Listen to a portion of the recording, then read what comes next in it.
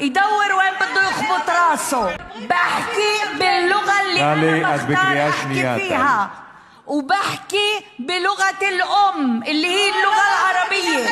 واللي مش عاجبه 1 2 3 4 حيطان يدور وين بده يخبط راسه.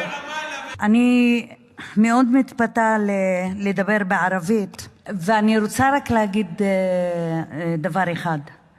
אנחנו מדברים בערבית כי אנחנו ערבים. אנחנו מדברים בערבית כי זו שפת האם שלנו. אנחנו מדברים בערבית כי אנחנו בני המולדת הזו, והשפה הערבית התקיימה תמיד במולדת הזו, ואנחנו נדבר איך שבא לנו. עכשיו, איך שבא לנו. אני חברת כנסת, ויש לי את הזכות לעלות על הדוכן הזה ולהגיד מה שבא